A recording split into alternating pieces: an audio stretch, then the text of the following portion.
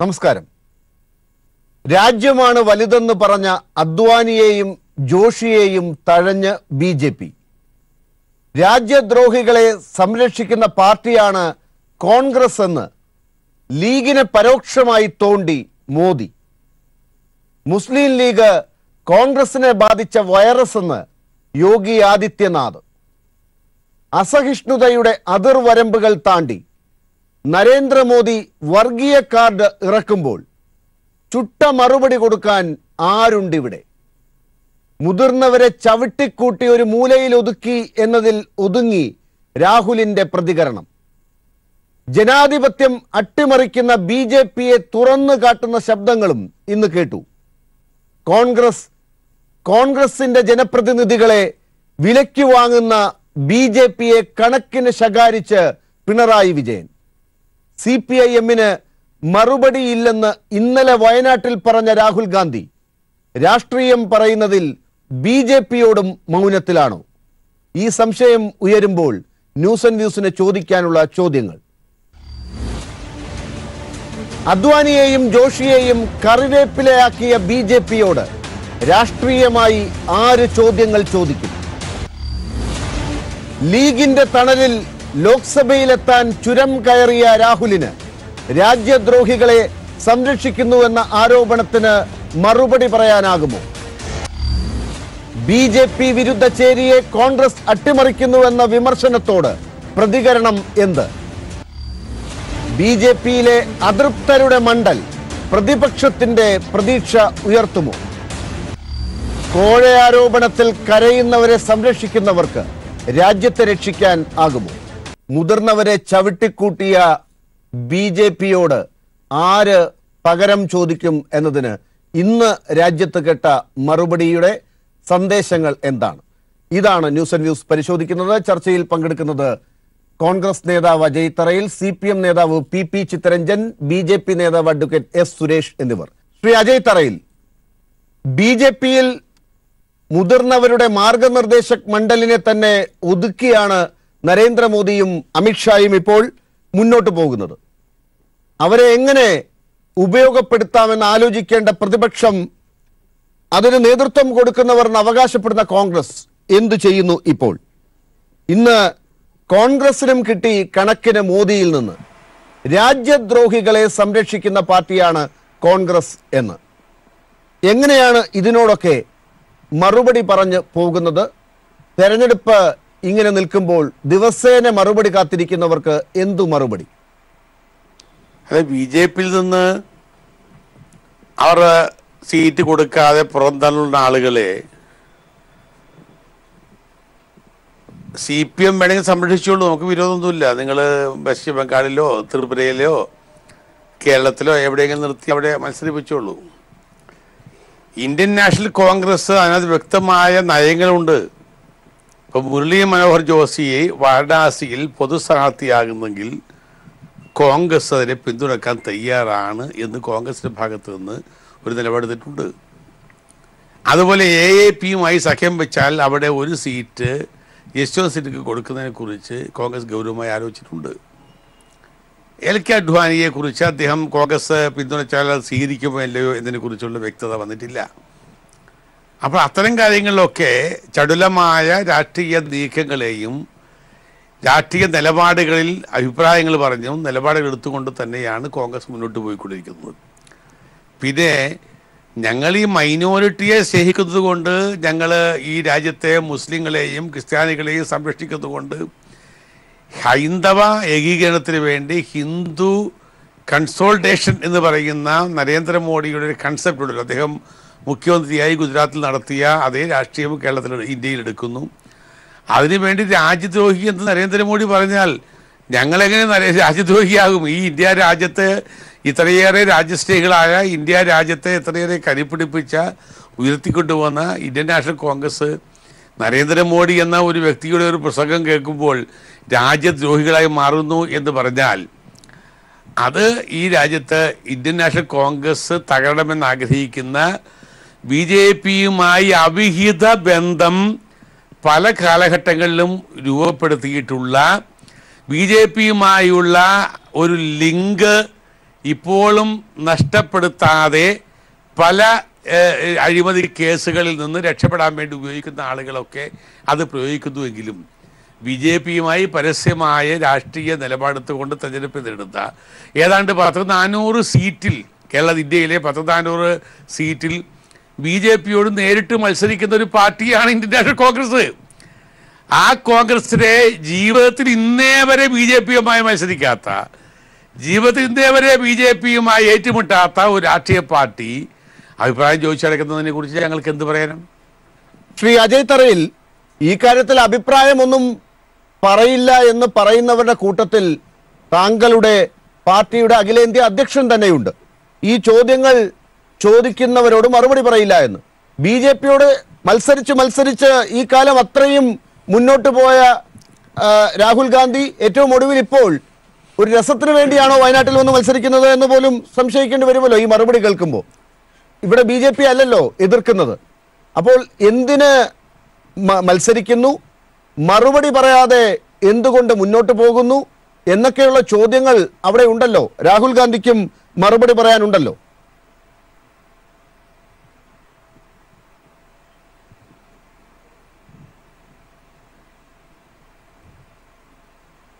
നല്ല മറുപടി. രാഹുൽ ഗാന്ധി എന്ന് പറയുന്നത് ഇന്ത്യയിലെ BJP എന്ന ഫാസിസ്റ്റ് ശക്തികൾക്കെതിരെയുള്ള ഒരു വലിയ ജനമുന്നേറ്റത്തിൻ്റെ നായകനാണ്. ഇന്ത്യയിലെ കർഷകർക്ക് വേണ്ടി, ഇന്ത്യയിലെ പാവങ്ങൾക്ക് വേണ്ടി, ഇന്ത്യയിലെ യുവാക്കൾക്ക് വേണ്ടി, ഇന്ത്യയിലെ വനിതകൾക്ക് വേണ്ടി ഓരോ അർത്ഥത്തിലും ഓരോ വിഷയങ്ങളെയും അഡ്രസ്സ് ചെയ്തുകൊണ്ട് ഇന്ത്യയിലെ ജനാധിപത്യം സംരക്ഷിക്കാൻ വേണ്ടി അഘോരാത്രം പണിയെടുത്ത് ഒരു കൊടുങ്കാറ്റ് പോലെ ആഞ്ഞടിക്കുന്ന ഒരു വ്യക്തിയാണ്. ആ വ്യക്തിയുടെ മുന്നിൽ പ്രസക്തമല്ലാത്ത ചോദ്യങ്ങളെ ഒന്നും അദ്ദേഹം മൈൻഡ് ചെയ്യാറില്ല. പ്രസക്തമല്ലാത്ത രാഷ്ട്രീയ പാർട്ടികളെയും പ്രസക്തമല്ലാത്ത നിലപാടുകളെയും അതിന് മറുപടി പറഞ്ഞുകൊണ്ട് സമയം കളയേണ്ട ആവശ്യമില്ല. ആരാണ് പ്രസക്തം, ആരാണ് പ്രസക്തമല്ലാത്തത് എന്ന് ഇപ്പോഴും വ്യക്തമാകുന്നില്ല. പ്രസക്തമല്ലാത്തത് കൊണ്ടാണോ BJP-യെ വിട്ട് കേരളത്തിൽ വന്ന് CPI-യോട് മത്സരിക്കുന്നത്? നരേന്ദ്രമോദി ചോദിച്ച ചോദ്യമാണോ പ്രസക്തമല്ലാത്തത്? ഞാൻ പറയട്ടെ, നരേന്ദ്രമോദി രാജ്യത്തെ ദ്രോഹിക്കുന്നവർക്ക് സംരക്ഷണം നൽകുന്നു എന്ന് കോൺഗ്രസിനെ ചൂണ്ടി പറയുമ്പോ അതിന് മറുപടി കൊടുക്കണ്ടേ? അത് മറുപടി കൊടുക്കാതെ എങ്ങനെയാണ് മുന്നോട്ട് പോകുക? അതാണല്ലേ പറഞ്ഞത്. രാഹുൽ ഗാന്ധി വയനാടിൽ നാമനിർദ്ദേശ കൊടുത്ത ശേഷം അദ്ദേഹം കരിപ്പൂർ വിമാനത്താവളത്തിൽ നിന്ന് നേരെ പോയത് നാഗ്പൂരാണ്. നാഗ്പൂർ എന്ന് പറയുന്നത് വർഷങ്ങളായി RSSന്റെ കേന്ദ്ര ആഫീസ് സ്ഥിതി ചെയ്ത നാഗ്പൂര് അദ്ദേഹം ഏതാണ്ട് 2.5-3 ലക്ഷത്തോളം വരുന്ന ജനങ്ങളെ അഭിസംബോധന ചെയ്തുകൊണ്ടാണ് സംസാരിച്ചത്. അദ്ദേഹം ഈ കരിപ്പൂർ നിന്നുകൊണ്ട് ഇവിടെ പ്രസക്തമല്ലാത്ത ചില ആളുകൾക്ക് മറുപടി പറയാനല്ല സമയം ചിലവാക്കിയത്. അദ്ദേഹം നാഗ്പൂർ പോയി ഇന്ത്യയിൽ നടക്കുന്ന ഏകാധിപത്യം, ഇന്ത്യയിലെ ഫാസിസത്തിനെതിരെ, ഹൈന്ദവവൽക്കരണത്തിനെതിരെയുള്ള ഒരു ശക്തമായ നിലപാടാണ് അദ്ദേഹം അവിടെ പ്രസംഗിച്ചത്. അദ്ദേഹം നാഗ്പൂരാണ് പോയത്. മനസ്സിലാക്കണം, നിങ്ങൾ മനസ്സിലാക്കേണ്ടത് ഇവിടെ ഇവിടെയും നടന്നിട്ട് ഒരു കാര്യമില്ലാത്ത മറുപടി പറയേണ്ട ആവശ്യമില്ല. ഞാൻ ആ പാർട്ടിയെ, മാർക്സിസ്റ്റ് പാർട്ടിയെ അല്ലെങ്കിൽ ഇവിടുത്തെ കമ്മ്യൂണിസ്റ്റ് പാർട്ടികളെ കൊച്ചാക്കിയല്ല. അവരിപ്പോൾ വഴിമുടക്കികളാകരുത്. രാഹുൽ ഗാന്ധിയുടെ പന്ഥാവിലെ വഴിമുടക്കികളായി നിൽക്കാതെ രാജീവ് ഗാന്ധി നയിക്കുന്ന മതേതരത്വ ജനാധിപത്യ കൂട്ടായ്മയിൽ അണിചേരുക ആണ് അവർക്ക് അഭികാമ്യം. വഴിമുടക്കി നിൽക്കാൻ, ആ വഴിമുടക്കികളുടെ മുന്നിൽ ചിത്രരഞ്ജൻ, ഇതാണ് കോൺഗ്രസിന് ഇന്ന് പറയാനുള്ളത്. കഴിഞ്ഞ ദിവസം തന്നെ രാഹുൽ ഗാന്ധി മറുപടി പറയില്ല. ഇവിടെ CPM പറയുന്നത് പോലെ, കൊട്ടേഷൻ കൊടുത്തതുപോലെ ഇവിടെ ബാക്കി സംസ്ഥാന നേതാക്കൾ മറുപടി പറയും എന്ന രീതിയിൽ തന്നെയാണ് ഇന്നും കാണുന്നത്. ശ്രീ അജയ് തറയിൽ പറഞ്ഞത് കേട്ടല്ലോ. CPM വേണമെങ്കിൽ ഈ അദ്വാനിയെയും ജോഷിയും ഒക്കെ മത്സരിപ്പിച്ചോളൂ, അപ്പോൾ തൊട്ട് താങ്ങി തുടങ്ങിയതാണ് CPM-നെ.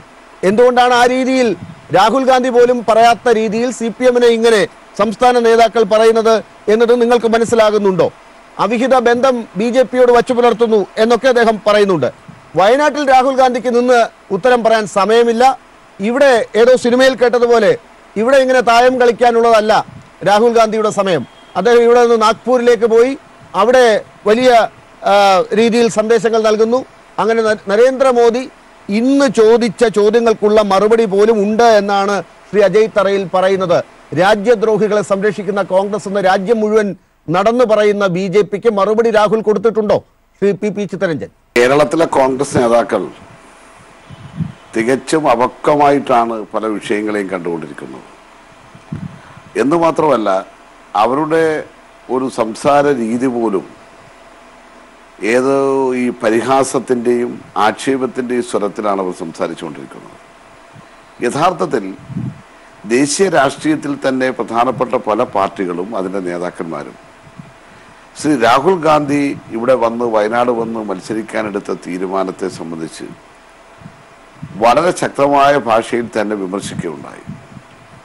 കോൺഗ്രസിന്റെ നേതാവായിട്ടുള്ള ശ്രീ പൃഥ്വിരാജ് ചൗഹാൻ തന്നെ അദ്ദേഹത്തിൻ്റെ അഭിപ്രായം പരസ്യമായി പറഞ്ഞു. കാരണം BJP ഉയർത്തിക്കൊണ്ടുവരുന്ന അല്ലെങ്കിൽ BJP നടപ്പിലാക്കാൻ ശ്രമിക്കുന്ന ഈ വർഗീയ ഫാസിസത്തിനെതിരായി അടിയുറച്ച നിലപാട് സ്വീകരിക്കുന്ന ഒരു സംസ്ഥാനമാണ് ഈ കേരളം. അതിന് നേതൃത്വം കൊടുക്കുന്നത് കേരളത്തിലെ ഇടതുപക്ഷ ജനാധിപത്യ പ്രസ്ഥാനങ്ങളുമാണ്. ആ ഇടതുപക്ഷ ജനാധിപത്യ പ്രസ്ഥാനങ്ങളെ നേരിടാനാണോ രാഹുൽ ഗാന്ധി തയ്യാറാകേണ്ടത്? അതോ അദ്ദേഹം ഈ രാജ്യത്തെ ഏറ്റവും അപകടകരമായിട്ടുള്ള ഈ ഫാസിസത്തിനെതിരായിട്ടുള്ള പോരാട്ടത്തിന് കരുത്തു പകരുന്ന നിലയിൽ തന്നെ ആ മതനിരപേക്ഷ ചേരിയുടെ നേതൃത്വം അല്ലെങ്കിൽ അതിൻ്റെ വക്താവ് എന്നുള്ള നിലയിൽ BJPക്കെതിരായിട്ടല്ലേ യഥാർത്ഥത്തിൽ ഇപ്പോൾ സംഭവിച്ചിരിക്കുന്ന എന്താ? BJP എന്ന് പറയുന്ന രാഷ്ട്രീയ പ്രസ്ഥാനത്തിന് ഇന്ന് ഈ BJP വിരുദ്ധ ചേരിയിൽ ആശയക്കുഴപ്പം സൃഷ്ടിക്കുവാൻ അല്ലെങ്കിൽ BJPയുടെ തകർച്ച ആഗ്രഹിക്കുന്ന ജനങ്ങളിലടക്കം ഒരു അങ്കലാപ്പ് സൃഷ്ടിക്കാൻ കഴിയുന്ന നിലയിൽ ഇവിടെ വന്ന് വയനാട്ടിൽ മത്സരിക്കുന്നത് കോൺഗ്രസിന്റെ ഒരു ശക്തി കേന്ദ്രത്തിലാണോ മത്സരിക്കുന്നത്? കോൺഗ്രസിന്റെ ഒരു ശക്തി കേന്ദ്രത്തിലല്ലല്ലോ. അതുകൊണ്ടാണല്ലോ BJPക്ക് ഇതെല്ലാം പറയാനുള്ള അവസരം കൊടുക്കുന്നത്. അവർ വന്ന് മത്സരിക്കുന്നത് യഥാർത്ഥത്തിൽ ഞങ്ങൾ നേരത്തെ പറഞ്ഞു, മുസ്ലിം ലീഗിന്റെ ഒരു അഡ്രസ് ഇല്ലെങ്കിൽ, മുസ്ലിം ലീഗ് എന്ന് പറയുന്ന പാർട്ടിയുടെ ശക്തി ഇല്ലെങ്കിൽ അവിടെ വയനാട് കോൺഗ്രസ് എന്ന് പറയുന്ന പാർട്ടിക്ക് അവരുടെ ശക്തി കേന്ദ്രത്തിലാണ് മത്സരിക്കുന്നത് പറയാൻ കഴിയുമോ? അദ്ദേഹം അവിടെ വന്ന് മത്സരിക്കുവാൻ തീരുമാനിച്ചതോടുകൂടി BJPക്കെതിരായിട്ടാണോ മത്സരിക്കുന്നത്? അദ്ദേഹം BDJS-നെതിരായിട്ടല്ലേ മത്സരിക്കുന്നത്? അത് തന്നെ അപമാനകരമായിട്ടുള്ളതല്ലേ? ഇടതുപക്ഷ ജനാധിപത്യ മുന്നണിയുമായിട്ടല്ല മത്സരമെന്ന് പറഞ്ഞാൽ പിന്നെ അവരുമായിട്ടാണോ മത്സരം? അപ്പോൾ BJPക്കെതിരായി നേർക്കുനേർ പോരാട്ടത്തിന് നേതൃത്വം കൊടുക്കേണ്ട വ്യക്തി അമേധി എന്ന് പറയുന്ന മണ്ഡലത്തിൽ പരാജയഭീതി കൊണ്ടാണ് ഓടിയൊളിക്കുന്നത് എന്ന് അവിടെ BJP അടക്കമുള്ള ആൾക്കാർ പ്രചരിപ്പിക്കുകയും ഉത്തരേന്ത്യൻ ഹിന്ദി മേഖലയിൽ രാഹുൽ ഗാന്ധി അവിടെ നിന്ന് ഒളിച്ചോടുന്നു എന്നുള്ളതിലേക്കുള്ള ആക്ഷേപങ്ങൾ അവർ വ്യാപകമായി പ്രചരിപ്പിക്കുകയും ചെയ്യുന്ന സന്ദർഭത്തിൽ ഈ എടുത്ത തീരുമാനം ശരിയായിരുന്നില്ല എന്ന് കാലം തെളിയിക്കാൻ. അതുകൂടാതെ ശ്രീ പി ചിത്തരഞ്ജൻ, യോഗി ആദിത്യനാഥിനെ പോലുള്ളവർ മുസ്ലിം ലീഗ് എന്ന വൈറസിനെ പോറ്റുന്ന കോൺഗ്രസ് എന്ന രീതിയിലേക്ക് കാര്യങ്ങൾ പറഞ്ഞു. ആ രീതിയിൽ ഒരുപക്ഷെ ഉത്തരേന്ത്യയിൽ ഇന്ന് നരേന്ദ്രമോദി നടത്തിയിരിക്കുന്ന പ്രസംഗം ഉൾപ്പെടെ അവിടുത്തെ ഭൂരിപക്ഷ സമുദായത്തെ ഒന്ന് മൊബിലൈസ് ചെയ്യാൻ പറ്റുന്ന, ധ്രുവീകരിക്കാൻ പറ്റുന്ന രീതിയിലുള്ള പ്രസംഗങ്ങളാണ് ഇന്ന് നടത്തുന്നത്. അപ്പൊ ഈ രീതിയിൽ രാഹുൽ ഗാന്ധി വയനാട്ടിലേക്ക് വന്നത് വഴി BJPക്ക് ഇല്ലാത്ത ശക്തി ഉണ്ടാക്കി കൊടുത്തുകൊണ്ട് അവർക്ക് ഗുജറാത്തിലൊക്കെ പരീക്ഷിച്ച രീതിയിലുള്ള ധ്രുവീകരണം നടപ്പിലാക്കി ഈ വീണ്ടും 2019 ഒരു ഊർജം ഉണ്ടാക്കി കൊടുത്തു എന്ന് ഇപ്പോൾ CPM കരുതുന്നുണ്ടോ? അതാണോ ഇന്ന് ഈ BJP വിരുദ്ധ ചേരിയെ അട്ടിമറിക്കുന്ന ഒരു രീതിയാണ് രാഹുൽ വയനാട്ടിൽ വന്നതിലൂടെ സംഭവിച്ചത് എന്ന പ്രതികരണം ഇടതുപക്ഷത്ത് നിന്നുണ്ടായത്? അല്ല, യോഗി ആദിത്യനാഥ് പറയുന്നതിനോടൊന്നും ഞങ്ങൾക്ക് പൂർണ്ണമായി യോജിപ്പില്ല. യോഗി ആദിത്യനാഥും നരേന്ദ്രമോദിയും എന്നൊക്കെ പറയുന്ന വിഷലിപ്തമായ നിലയിലുള്ള പ്രചാരവേല സംഘടിപ്പിക്കുന്നവരുടെ വാക്കുകളെ നമ്മൾ ഈ രാജ്യത്ത് കാര്യമായി കാണേണ്ട കാര്യമില്ല, അതിനെ തള്ളിക്കളയേണ്ടതാണ്. പക്ഷേ അവർക്കൊരു അവസരം കൊടുക്കാൻ കഴിയുന്ന നിലയിലേക്കൊരു നിലപാടെടുത്തത് ശരിയായിരുന്നോ? കാരണം ഈ വിഷയലിപ്തമായ പ്രചാരവേല സംഘടിപ്പിക്കാൻ തയ്യാറാകുന്ന യോഗി ആദിത്യനാഥിനെ പോലെയുള്ള ആൾക്കാർക്ക് ഇത്തരമൊരു അവസരം ഒരുക്കി കൊടുത്ത, അതാണ് ഞാൻ പറഞ്ഞത്, അപക്വമായ ഒരു നിലപാടാണ് സ്വീകരിച്ചത്. ഇവിടെ കേരളത്തിലെ കോൺഗ്രസിലെ നേതാക്കന്മാർക്ക് ഇടതുപക്ഷ വിരുദ്ധ അല്ലെങ്കിൽ മാർക്സിസ്റ്റ് വിരുദ്ധ ജ്വരം അവരെ നന്നായി പിടികൂടിയിട്ടുണ്ട്. ആ മാർക്സിസ്റ്റ് വിരുദ്ധ ജ്വരം എന്നുള്ള നിലയിലാണ് അവർ CPM-ന്റെ തകർച്ച അല്ലെങ്കിൽ ഇടതുപക്ഷത്തിന്റെ തകർച്ചയെല്ലാം അവർ സ്വപ്നം കണ്ടുകൊണ്ടിരിക്കുന്നത്. അതെല്ലാം റിസൾട്ട് വരുന്ന കാലഘട്ടത്തിൽ തെളിയാൻ പോകുന്നതാണ് ഈ കേരളത്തിന്റെ മണ്ണിൽ. പക്ഷേ ഒരു സീറ്റിന് വേണ്ടി അല്ല അവർ ഇപ്പോൾ ഈ ഒരു സീറ്റിന് വേണ്ടി എടുത്തൊരു നിലപാട്. ആ നിലപാട് ഇന്ത്യൻ രാഷ്ട്രീയത്തിൽ ഉണ്ടാകുന്ന ഗുരുതരമായിട്ടുള്ള ഭവിഷ്യത്തുകളെ സംബന്ധിച്ച് അവർ ആലോചിച്ചില്ല. അതാണ് ഞങ്ങൾ തുടക്കത്തിൽ തന്നെ വരാൻ പോകുന്ന അപകടത്തെ ഞങ്ങൾ ചൂണ്ടിക്കാണിക്കുകയുണ്ടായി. ഇവിടെ BJP എന്ന് പറയുന്ന പാർട്ടിയിൽ അഗാധമായ പ്രതിസന്ധി ഉടലെടുക്കുകയാണ്. സ്പീക്കർ സുമിത്ര മഹാജൻ അവര് എഴുതിയ കത്ത് ഇപ്പോൾ പരസ്യപ്പെട്ടു കഴിഞ്ഞു. മുരളി മനോഹർ ജോഷിയെയും LK അദ്വാനിയെയും യശ്വന്ത് സിൻഹയെയും അടക്കമുള്ളവർ, ശത്രുഘ്നൻ സിൻഹയെ പോലുള്ളവർ അവരുടെ പാർട്ടി വിട്ടു. അങ്ങനെ ഒരു വലിയ പ്രതിസന്ധിയിലേക്ക് BJP വീഴുമ്പോൾ ആ പ്രതിസന്ധിയെ മുതലെടുത്തുകൊണ്ട് തന്നെ BJP എത്രയും ദുർബലപ്പെടുത്താൻ കഴിയുന്ന നിലയിലേക്കുള്ള ഉറച്ച നിലപാട് സ്വീകരിച്ചുകൊണ്ട് മുന്നോട്ട് പോകാനുള്ള ബാധ്യതയും മുഖ്യ രാഷ്ട്രീയ പാർട്ടി എന്നുള്ള നിലയിൽ കോൺഗ്രസിനുള്ളതാണ്. അവിടെ ശ്രീ അജയ് പറയുന്നത്, ഇവിടെ ചിലർ പറയുന്ന പോലെ ഞങ്ങൾ ചെയ്യേണ്ട കാര്യമൊന്നുമില്ല, ഞങ്ങൾ ഇവരെ ഇത് കൂട്ടാനല്ല പറയുന്നത്. ഞങ്ങൾ പറയുന്നത് എന്താ, BJPയെ ക്ഷീണിപ്പിക്കാൻ കഴിയുന്ന, BJPയെ പിന്നോട്ടടിപ്പിക്കാൻ കഴിയുന്ന മാർഗങ്ങൾ സ്വീകരിക്കുന്നതിന് പകരം അവർക്ക് ശക്തിപ്പെടാൻ കഴിയുന്ന നിലയിലേക്കുള്ള തെറ്റായ ചില നയങ്ങളും നിലപാടുകളും ചില വിഷയങ്ങളുമായി ബന്ധപ്പെട്ട് സ്വീകരിക്കുന്നു. അതാണ് ഞങ്ങൾ ചൂണ്ടിക്കാണിക്കാൻ ആഗ്രഹിച്ചിട്ടുള്ളത്. ശരി, ശ്രീ അജയ് തറയിൽ, ഇപ്പോൾ ശ്രീ PP ചിത്തരഞ്ജൻ ചൂണ്ടിക്കാട്ടിയതുപോലെ നിങ്ങൾ എന്തിനാണ് ഒരു പരിഹാസത്തിന്റെ സ്വരം ഇവിടെ ഉയർത്തുന്നത്? അത്രമാത്രം പരിഹസിക്കാൻ തക്കവണ്ണമുള്ള ഒരു പ്രതലത്തിലൊന്നുമല്ല നിങ്ങൾ കഴിഞ്ഞ 5 കൊല്ലങ്ങളായി ഉള്ളത് എന്നതിന്റെ കണക്കുകൾ വീണ്ടും അവരെ കൊണ്ട് പറയിക്കേണ്ടതുണ്ടോ? അതൊന്നും അല്ലെങ്കിൽ തന്നെ എന്ത് രാഷ്ട്രീയമാണ് നിങ്ങൾ പറയുന്നത് എന്നതിന് കൃത്യമായി ഉത്തരം പറയേണ്ടതിന് പകരം അത് നിങ്ങളോട് പറയേണ്ടതില്ല, നിങ്ങളുടെ വലിപ്പം കുറവാണ് എന്ന് പറഞ്ഞ് അധിക്ഷേപിക്കുന്നത് ഒരു നല്ല രാഷ്ട്രീയ സംസ്കാരമാണോ ശ്രീ അജയ് തറയിൽ?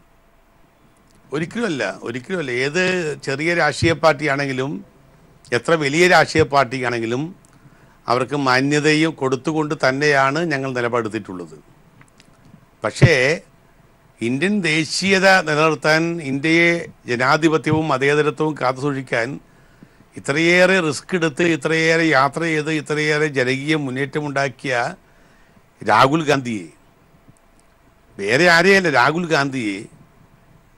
രാഹുൽ ഗാന്ധിയുടെ വയനാട് വന്ന ആ കാര്യത്തെ പപ്പു സ്ട്രൈക്ക് എന്ന് വിശേഷിപ്പിക്കാൻ മടി കാണിക്കാത്ത ഒരു പാർട്ടി, ആ പാർട്ടി അവരുടെ ഒരു സാംസ്കാരികമായ യഥാർത്ഥത്തിലേക്കാണ് പോകുന്നത്.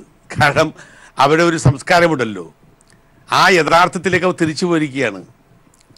ഇവിടെ BJPയുമായി ഫൈറ്റ് ചെയ്യുന്നതിൻ്റെ കാര്യത്തിൽ ഞങ്ങൾ ഉപദേശിക്കാനൊന്നും കേരളത്തിലെയും ഇന്ത്യയിലെയും മാസറ്റുകാർ വളർന്നിട്ടില്ല.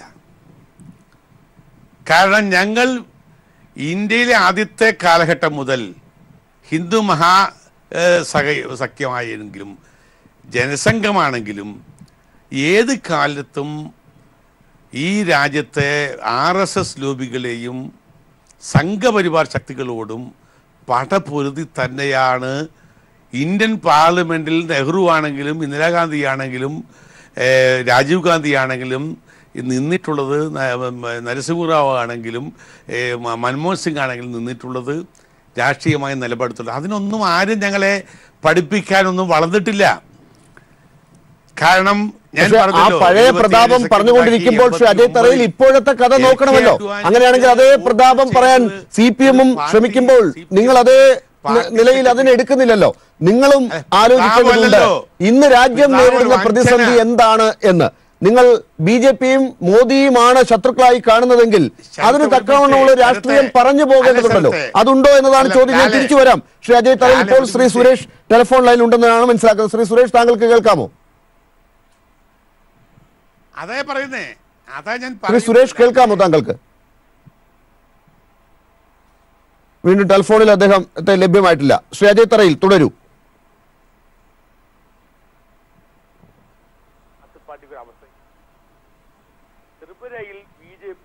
ലാലെ, ഞാൻ പൂർത്തിയാക്കട്ടെ, പറഞ്ഞോളൂ. അപ്പോൾ BJPയുമായി മാർക്സിസ്റ്റ് പാർട്ടിക്ക് ഒരു അവസരം കിട്ടിയിട്ടുണ്ട്.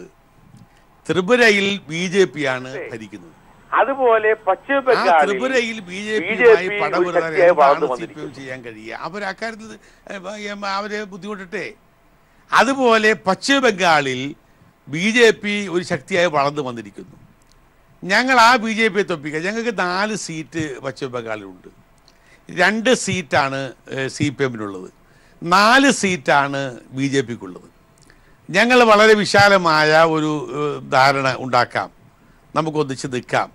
BJPയെ തകർക്കാൻ വേണ്ടിയുള്ള രാഷ്ട്രീയ ദൗത്യത്തിൽ നിൽക്കാം എന്ന് പറഞ്ഞപ്പോൾ ഇന്ത്യൻ നാഷണൽ കോൺഗ്രസിൻ്റെ സിറ്റിംഗ് സീറ്റിൽ സ്ഥാനാർത്ഥിയെ പ്രഖ്യാപിക്കാൻ മടി കാണിക്കാതെ ഇരിക്കുകയും അവിടെ BJP എതിർക്കുന്ന കോൺഗ്രസിൻ്റെ സമീപനത്തെ തുരങ്കം വെക്കുകയും ചെയ്തുകൊണ്ട് അവിടെ ഒരു ചതുഷ്കോണ മത്സരത്തിന് കളമൊരുക്കിയ പാർട്ടി ഈ രാജ്യത്ത് ഞാൻ പറഞ്ഞില്ലേ 400ഓളം സീറ്റുകളിൽ കോൺഗ്രസ് ആണ് BJPക്കെതിരെ മത്സരിക്കുന്നത്. ഒരു സീറ്റിൽ പോലും CPI മത്സരിക്കുന്നില്ല. ഒരു സീറ്റിൽ പോലും. കർണാടകയിൽ CPI മത്സരിക്കുന്നത് ദേവഗഡക്കെതിരെയാണ്. നാസിക്കിൽ CPI മത്സരിക്കുന്നത് ഈ കോൺഗ്രസിന്റെ ഈ മത്സരിക്കുന്ന സീറ്റുകളുടെ എണ്ണം പറഞ്ഞ് 2019 മോദിയെ ഞെട്ടിക്കാമെന്നാണോ നിങ്ങൾ കരുതുന്നത്? ബാക്കി മത്സരിക്കുന്നവർക്കും ബാക്കി ചെറിയ ചെറിയ പാർട്ടികളാണെങ്കിൽ കൂടി ദേശീയ പാർട്ടികൾ വേറെയുമുണ്ട്. അവർക്കൊക്കെ കിട്ടുന്ന വോട്ടുകൾക്കൊന്നും ഒരു വിലയിൽ ഇല്ലാത്ത രീതിയിൽ പ്രതികരിക്കുന്നത് എങ്ങനെയാണ് 2019 യാഥാർത്ഥ്യത്തെ തിരിച്ചറിയുന്ന പാർട്ടിയുടെ വക്താക്കളാണ് നിങ്ങളെന്നൊക്കെ പറയാനാകുക? ഞാൻ തിരിച്ചു വരാം. ശ്രീ PP ചിത്തരഞ്ജൻ, താങ്കൾ അതിനൊരു മറുപടി താങ്കൾക്ക് പറയാനുണ്ടോ? അല്ല, കോൺഗ്രസിന് ഇപ്പൊ നിലവിൽ 44 സീറ്റേ ഉള്ളൂ എന്നുള്ള കാര്യം മറന്നു പോകരുത്. കോൺഗ്രസിന് ഒരു കാലഘട്ടത്തിൽ നമ്മുടെ രാജ്യത്തിന്റെ പാർലമെന്റിൽ 400 അംഗങ്ങൾ ഉണ്ടായിരുന്നതാണ് എന്ന് ശ്രീ അജയ് മറക്കരുത്. അപ്പോ വളർച്ച പടവളകാട രൂപത്തിലേക്ക് പല സന്ദർഭത്തിലും വന്നിട്ടുണ്ട് എന്നുള്ള യാഥാർത്ഥ്യബോധം കാണാതെ പോകരുതും. ഇപ്പോൾ നിങ്ങളുടെ ഒരു സംസാരത്തിന് ധ്വനി കേട്ടാൽ ഏതാണ്ട് BJPയെ നിങ്ങൾ ഒറ്റക്ക് പരാജയപ്പെടുത്തി ഇന്ത്യയിലെ ഭരണം നിങ്ങൾക്ക് കൈയാളാൻ പോകുന്നത് തോന്നുന്ന പരുവത്തിലാണ്. അങ്ങനെ ഒരിക്കലും പറയരുതും. കാരണം നമ്മുടെ രാജ്യത്തിന്റെ രാഷ്ട്രീയം പഠിക്കുന്ന ഏതൊരാൾക്കും അത്ര സുശക്തമാണ് നിങ്ങളുടെ നിലയെന്ന് പറയാൻ കഴിയുമോ? അത്ര ഭദ്രമാണോ? ഓരോ സംസ്ഥാനത്തെയും നിങ്ങളുടെ അവസ്ഥ എടുക്കുമ്പോൾ നിങ്ങൾക്ക് സീറ്റ് പരമാവധി കൂടുതൽ കിട്ടണമെന്ന് ആഗ്രഹിക്കുന്നൊരു പാർട്ടിയാണ് ഞങ്ങൾ. നിങ്ങളുടെ ലക്ഷ്യമൊന്നും ഞങ്ങൾക്കില്ല. കോൺഗ്രസിന് ഇവിടെ എത്ര സീറ്റ് കിട്ടുന്നതിനകത്ത് ഞങ്ങൾക്കൊരു എതിർപ്പുമില്ല. BJPക്ക് സീറ്റ് കിട്ടണമെന്ന് മാത്രമാണ് ഞങ്ങൾ ആഗ്രഹിക്കുന്നത്. പക്ഷേ നിങ്ങൾ ചെയ്തുകൊണ്ടിരിക്കുന്നത് എന്താണ്? നിങ്ങൾ ആ BJPക്ക് സഹായകരമാകുന്ന ചില നിലപാടുകൾ സ്വീകരിക്കുന്നു എന്ന് ചൂണ്ടിക്കാണിക്കുമ്പോൾ നിങ്ങൾ എവിടെയൊക്കെ ഉണ്ട് എന്ന് ചോദിച്ചുകൊണ്ട് ഞങ്ങൾ ആക്ഷേപിക്കുകയല്ല ചെയ്യേണ്ടത്. നിങ്ങളിപ്പോൾ 400-ന് മുകളിൽ സീറ്റിൽ മത്സരിക്കുന്നു. നിങ്ങൾക്കതിൻ്റെ 4-1 തന്നെ കഷ്ടിച്ച് ജയിച്ച് വരാൻ കഴിയുമോ ഒറ്റയ്ക്ക്? നമ്മുടെ രാജ്യത്ത് ഈ വരാൻ പോകുന്ന തെരഞ്ഞെടുപ്പിന് ശേഷം ഉണ്ടാകാൻ പോകുന്ന ചിത്രം എന്താണ്? BJP അധികാരത്തിൽ നിന്ന് മാറും, ഒരു തർക്കമില്ല. മാറ്റണം. മാറ്റിക്കഴിഞ്ഞാൽ രാജ്യത്തൊരു ഗവൺമെന്റിന്റെ രൂപീകരണത്തിൽ കോൺഗ്രസിനായിട്ട് മാത്രം എന്തെങ്കിലും രാജ്യത്ത് ചെയ്തു കൂട്ടാൻ കഴിയുമോ? അതാണോ നമ്മുടെ രാജ്യത്തിന്റെ രാഷ്ട്രീയ ചിത്രം?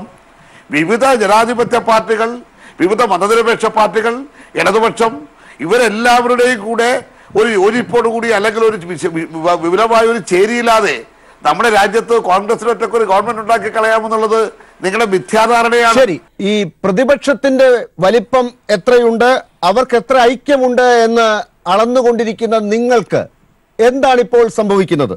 മാർഗനിർദ്ദേശക മണ്ഡൽ തന്നെ ഇപ്പോൾ പ്രതിപക്ഷത്താണ് എന്നതാണ് വലിയ യാഥാർത്ഥ്യം.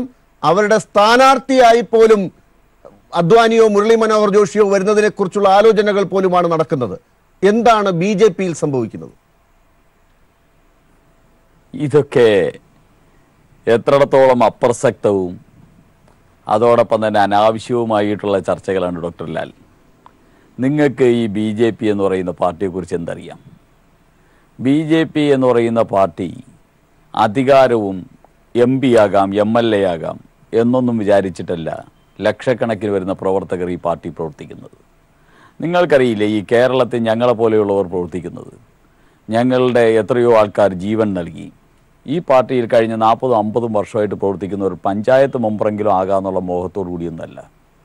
അതുകൊണ്ട് ഞങ്ങൾക്കൊക്കെ ദൈവതുല്യനായിട്ടുള്ള ശ്രീ LK അദ്വാനിജിയും ശ്രീ മുരളി മനോഹർ ജോഷിയെയും പോലെയുള്ളവർ ഞങ്ങളുടെ പ്രവർത്തകരുടെ വികാരങ്ങളും അതോടൊപ്പം തന്നെ ആദർശനിഷ്ഠയും ത്യാഗവും ജീവത്യാഗവും ഉൾപ്പെടെയുള്ളതെല്ലാം വിസ്മരിച്ച് ഒരു സുപ്രഭാതത്തിൽ ഇങ്ങനെ അധികാരം കിട്ടാത്തതിൻ്റെ പേരിൽ ഏതെങ്കിലും കോൺഗ്രസ് പാളയത്തിലോ ഇടതു പാളയത്തിലോ കയറി ചേക്കേറുമെന്നൊക്കെ മൂഢ സ്വപ്നങ്ങൾ കാണാൻ ഈ ഇന്ത്യ മഹാരാജ്യത്ത് ഏതെങ്കിലും രാഷ്ട്രീയ പാർട്ടിയോ ഏതെങ്കിലും മാധ്യമങ്ങളോ അവശേഷിക്കുന്നുണ്ടെന്ന് ഞാൻ പ്രതീക്ഷിക്കുന്നില്ല. സുരേഷ്, ഇതിന് മറുപടി പറയേണ്ടത് അദ്വാനിയാണ്, ജോഷിയാണ്, സുമിത്ര മഹാജനാണ്, യശ്വന്ത് സിൻഹയാണ്, ശത്രുഘ്നൻ സിൻഹയാണ്. ഇങ്ങനെയുള്ള ഒരു നിര തന്നെയാണ്. അങ്ങ് പറഞ്ഞ രീതിയിൽ അധികാരത്തിന്റെ മോഹങ്ങളില്ലാത്തവർ ഇവരൊക്കെ ആയിരുന്നു ഒരു കാലഘട്ടത്തിൽ ഈ പാർട്ടി എവിടെ എത്തുമെന്നറിയാതെ ഇതിനെ വല്ലാതെ വളരാൻ ശ്രമിച്ചുകൊണ്ടിരുന്നവർ, വിയർപ്പൊഴുക്കിയവർ ഒക്കെ, അവരെ ഇങ്ങനെ വലിച്ചെറിഞ്ഞ്, ഇന്ന് രാഹുൽ ഗാന്ധി പറഞ്ഞത് അവരെ ചവിട്ടി ഒതുക്കി ഒരു മൂലയിലാക്കിയതിനു ശേഷം ഇപ്പോൾ മോദിയും അമിത്ഷായും മുന്നോട്ട് പോകുന്നതിനെ കുറിച്ചാണ്.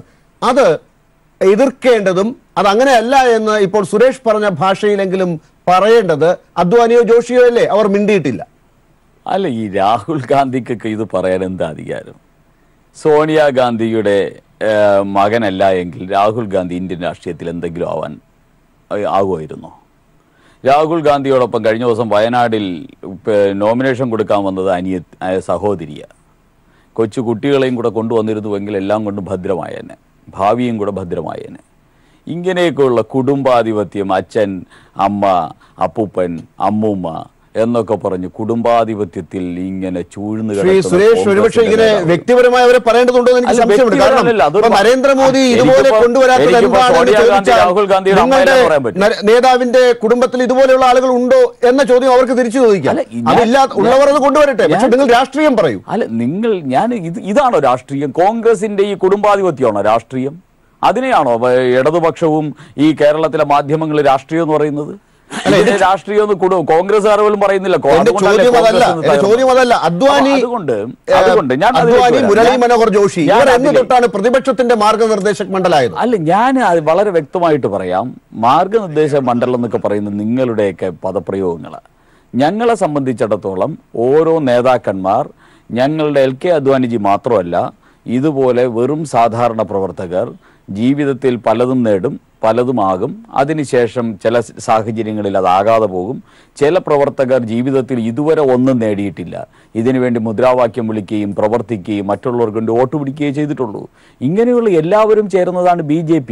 BJPയിൽ ഒരു നേതാവും അവസാനം വരെ നേതാവായിരിക്കുമെന്നോ ഏതെങ്കിലും ഒരു സാധാ പ്രവർത്തകൻ അവസാനം വരെ സാധാ പ്രവർത്തകനായിരിക്കുമെന്ന് നിങ്ങൾ ധരിക്കരുത്. വെറും ഒരു ബൂത്ത് കമ്മിറ്റി മെമ്പറായിരുന്ന അമിത്ഷായാണ് ഇന്ന് BJPയുടെ അഖിലേന്ത്യാ പ്രസിഡന്റ്. ആയിക്കോട്ടെ, പാർട്ടിയുടെ തലപ്പത്ത് ഇങ്ങനെയുള്ളവർ ആയിക്കോട്ടെ. പക്ഷെ ഒരു തെരഞ്ഞെടുപ്പ് 2019 നരേന്ദ്രമോദി വീണ്ടും വരണമെന്ന് പറഞ്ഞ് നിങ്ങൾ BJP ഇങ്ങനെ കച്ചകെട്ടി ഇറങ്ങുമ്പോൾ നിങ്ങളുടെ മുതിർന്ന നേതാക്കളുടെ പ്രതികരണം ഇതാണ്. അതിനെ പ്രതിപക്ഷം എങ്ങനെ ഉപയോഗപ്പെടുത്തുന്നു എന്നാണ് മനസ്സിലാക്കേണ്ടത്. പക്ഷേ എന്റെ ചോദ്യം ഇതാണ്, എന്താണ് നരേന്ദ്രമോദിയുടെ രാഷ്ട്രീയം? ഈ പറയുന്ന മുതിർന്ന ആളുകളൊക്കെ മാറ്റി നിർത്തിക്കൊണ്ട് അതിനപ്പുറമുള്ള പ്രചരണം മറ്റുള്ളവർ പറയുമ്പോൾ അതിനെ മറികടക്കാൻ എന്ത് രാഷ്ട്രീയമാണ് പറയുന്നത്? കോൺഗ്രസിനെ, രാഹുൽ ഗാന്ധിയെ കുറിച്ച്, പ്രിയങ്ക ഗാന്ധിയെ കുറിച്ച് ഒക്കെ നിങ്ങൾ ഇങ്ങനെ പറയും. ദേശീയ ദ്രോഹികളെ ആണ് സംരക്ഷിക്കുന്നത് എന്ന് കോൺഗ്രസിനെ കുറിച്ച് പറയും. ഡോക്ടർ ലാൽ, അദ്വാനിജി എന്താ പറഞ്ഞ?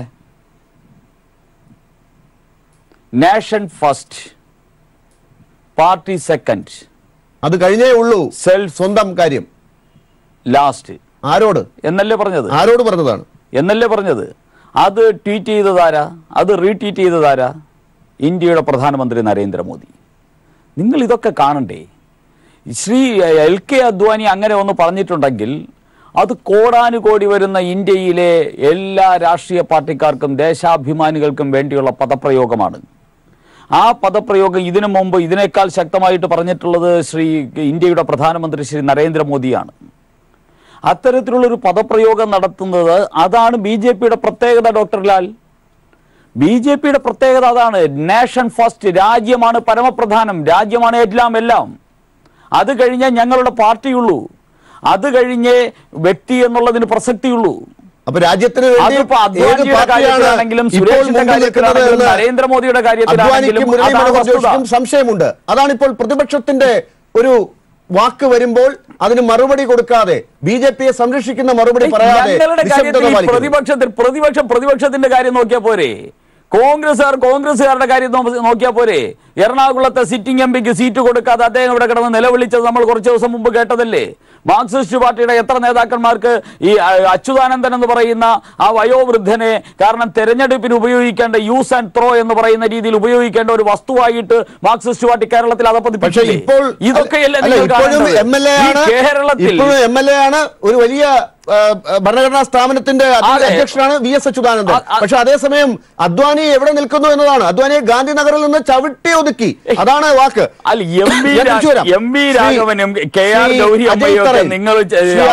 നിങ്ങൾ മാർക്സിസ്റ്റ് പാർട്ടി കാണിച്ചതുപോലെ ഈ കാര്യത്തിൽ ഇപ്പോൾ കോൺഗ്രസും BJPയും തമ്മിൽ എന്ത് വ്യത്യാസം എന്നാണ് ഇന്ന് മാർക്സിസ്റ്റ് പാർട്ടി ചോദിക്കുന്നത്. ശ്രീ പിണറായി വിജയൻ ചോദിച്ചത്, അതായത് കോൺഗ്രസ് ജനപ്രതിനിധികളെ പോലും വിലയ്ക്ക് വാങ്ങി പോകുന്ന BJP. താങ്കൾ തുടക്കത്തിൽ പറഞ്ഞതുപോലെ BJP വേണമെങ്കിൽ ഇപ്പോൾ അദ്വാനിയെ വേണമെങ്കിൽ CPM വേണമെങ്കിൽ എടുത്തോളൂ എന്ന് പറഞ്ഞെങ്കിലും ഇപ്പോ ഇതുപോലുള്ള ആളുകളെ BJPയിൽ നിന്ന് കിട്ടാൻ ശ്രമിക്കുന്നതും കോൺഗ്രസ് ആണ്. അപ്പൊ അങ്ങോട്ടും ഇങ്ങോട്ടും ഈ വരവും പോക്കും ഇപ്പോഴും കോൺഗ്രസിനും BJPക്കും മാത്രം പറ്റുന്ന കാര്യമാണ് എന്ന രീതിയിലാണ് നിൽക്കുന്നത്. ഇത് നല്ല സന്ദേശം ആണ് രാജ്യത്ത് നൽകുന്നത് എന്ന് പറയാൻ പോലും നിങ്ങൾക്കാകുന്നില്ല. നിങ്ങൾ അന്നേക്കാൾ വലിയ നെട്ടോട്ടമോടുകയാണ് നിങ്ങളുടെ പാർട്ടിയുടെ അധ്യക്ഷന് ഉറപ്പുള്ളൊരു സീറ്റിൽ മത്സരിക്കാൻ.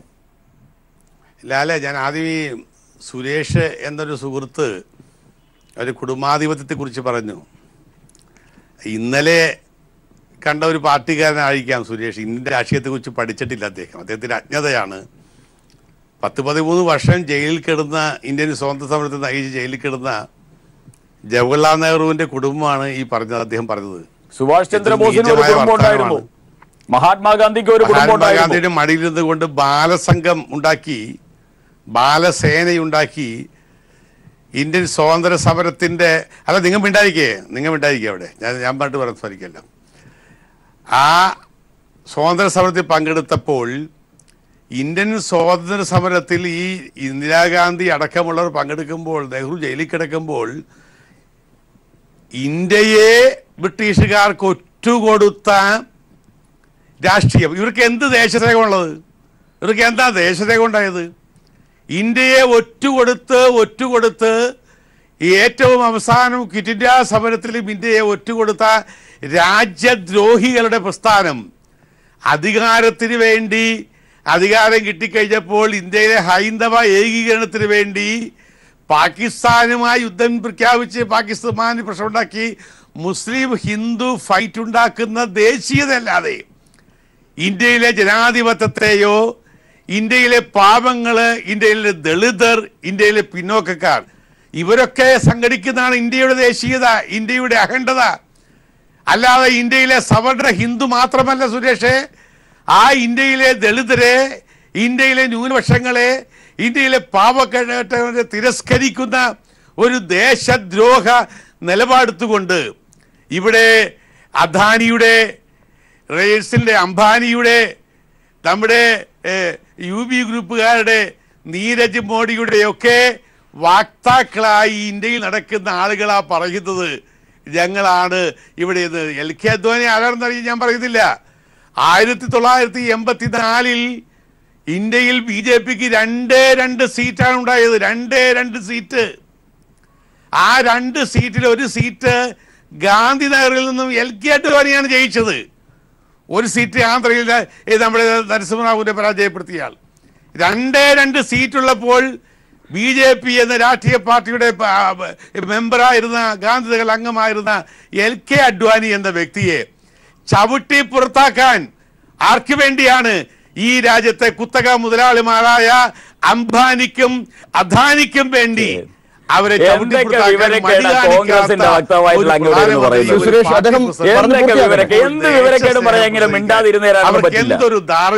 നിങ്ങൾ എന്താ പറയുന്നത്? നിങ്ങളെന്താ നരസിംഹറാവുവിനെ സോണിയ ഇറ്റലിക്കാരിയായിട്ടുള്ള സോണിയാഗാന്ധി ഇന്ത്യക്കാരനായിട്ടുള്ള നരസിംഹറാവുവിനെ എടുത്ത് ദൂരെ എറിഞ്ഞതിനെ കുറിച്ചാണോ നിങ്ങൾ ചിന്തിക്കുന്നത്?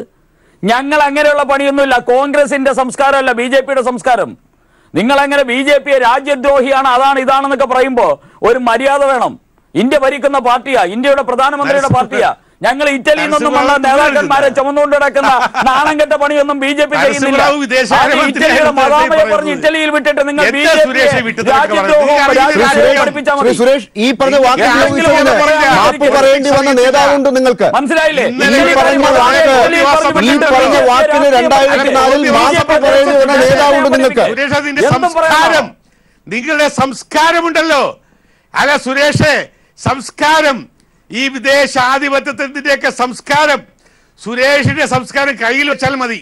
അതല്ല ഞാൻ പറയുന്നത്. ഇന്ത്യൻ പ്രധാനമന്ത്രിയുടെ പാർട്ടിയെ രാജ്യദ്രോഹികളുടെ പാർട്ടി എന്ന് പറയുന്ന കോൺഗ്രസ് നേതാവായ മദാമയായിട്ടുള്ള മദാമയെ ഇറ്റലിയിൽ പറഞ്ഞു വിട്ടിട്ട് ഇന്ത്യയിൽ BJP നിങ്ങൾ രാജ്യദ്രോഹികളുടെ പാർട്ടിയാണ്. മനസ്സിലായോ? ശ്രീ സുരേഷ് ദയവായി ഈ കാര്യത്തിൽ സോണിയാഗാന്ധിയുടെ പൗരത്വം പറഞ്ഞ് കോൺഗ്രസിനെയും മറ്റു പാർട്ടികളെയും ഒന്നും ദേശദ്രോഹികളായി നിങ്ങൾ പറയരുത്. ശ്രീ പി ചിത്രരഞ്ജൻ, ഞാൻ താങ്കളിലേക്ക് ഒന്ന് വരികയാണ്. ശ്രീ അജയ് തറയിൽ താങ്കൾക്ക് വിശദീകരിക്കാൻ സമയം തരാം.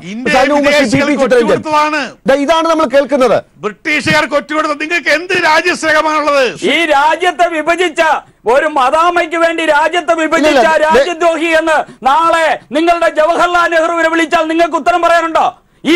ഈ കാശ്മീരിനെ ഈ അവസ്ഥയിലാക്കിയത് ഒരു വനിതയ്ക്ക് വേണ്ടിയാണ് എന്ന് ഈ രാജ്യത്തെ ചരിത്രം പറയുന്നു. അതിന്റെ പിന്നിൽ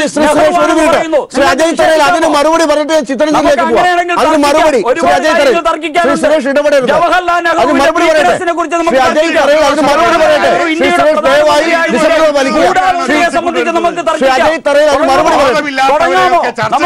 സമ്മതിക്കാമോ? ഈ ചാനലിൽ തന്നെ സംവാദം തുടങ്ങാം. നിങ്ങളുടെ രാജ്യസ്നേഹത്തെ ചിത്രത്തിലേക്ക് പോകണം. പറയട്ടെ, അദ്ദേഹം പറയട്ടെ. ബിജെപിയുടെ ആരാ പുള്ളി? ബിജെപിയുടെ തിരുവനന്തപുരം ജില്ലാ പ്രസിഡന്റ്. നിങ്ങൾക്ക് അറിഞ്ഞൂടെങ്കിൽ പറഞ്ഞു തരാം. ഞാൻ തിരുവനന്തപുരം ജില്ലാ പ്രസിഡന്റ്. എന്തും പറഞ്ഞാലും വരട്ടെ, കൊള്ളാതവൻ വരട്ടെ.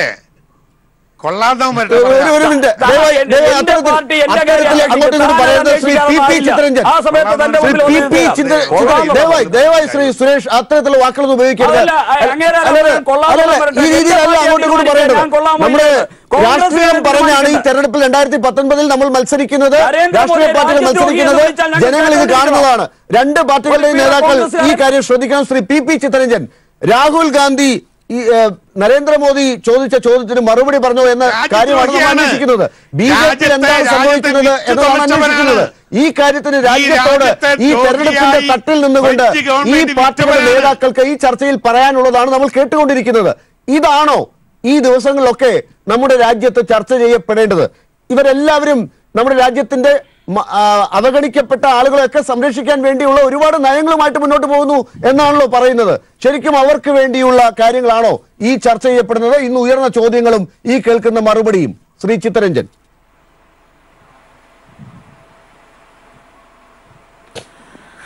ഒരിക്കലും നമ്മുടെ ജനാധിപത്യ വ്യവസ്ഥയ്ക്ക് ആരോഗ്യകരമായതല്ല ഇത്തരത്തിലുള്ള ചർച്ചകൾ. ഇത് അസഹിഷ്ണുതയുടെ വക്താക്കൾ എന്നുള്ള നിലയിലേക്ക് മാറുകയാണ്. ഇവിടെ ശ്രീമതി സോണിയാഗാന്ധിയെ സംബന്ധിച്ച് ശ്രീ സുരേഷ് നടത്തിയിട്ടുള്ള പദപ്രയോഗം അതൊരിക്കൽ പോലും അംഗീകരിക്കപ്പെടാൻ കഴിയുന്നതല്ല. കാരണം സോണിയാഗാന്ധി ജനിച്ച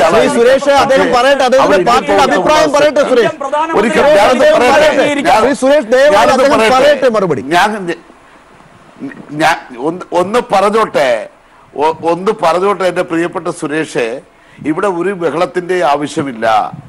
ഇവിടെ രാജ്യദ്രോഹികൾ എന്ന് പറയുന്നത് ഒരു വ്യക്തിയെ എന്നുള്ള നിലയിലേക്കല്ല. ഇന്ത്യൻ പ്രധാനമന്ത്രി രാജ്യദ്രോഹി എന്നല്ലല്ലോ പറഞ്ഞത്. ഇവിടെ ചില നയങ്ങളും ചില വിഷയങ്ങളുമാണ് ഇവിടെ ചർച്ച ചെയ്യപ്പെട്ടുകൊണ്ടിരിക്കുന്നത്. ഒരു കാര്യം യാഥാർത്ഥ്യമാണ്. തുടങ്ങിയത് എവിടെ നിന്നാണ്?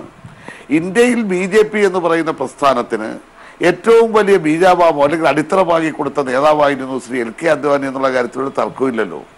ആ LK അദ്വാനിയുടെയും മുരളീ മനോഹർ ജോഷിയുടെയും ഏറ്റവും അവസാനം ശ്രീ യശ്വന്ത് സിൻഹ അടക്കമുള്ള നേതാക്കന്മാരുടെ ഇന്നത്തെ ഒരു അവസ്ഥ, സ്വാഭാവികമായും അവരുടെ അവസ്ഥ ഈ ശ്രീ സുരേഷ് പറഞ്ഞതുപോലെ ശ്രീ അദ്വാനി അദ്ദേഹം പറഞ്ഞിരിക്കുന്ന അഭിപ്രായം രാഷ്ട്രവും വ്യക്തിയും പാർട്ടിയും തമ്മിലുള്ള അദ്ദേഹത്തിന്റെ പരാമർശം എന്ന് പറയുന്നത് രാജ്യസ്നേഹത്തെ ഉയർത്തിപ്പിടിച്ചുകൊണ്ടല്ല.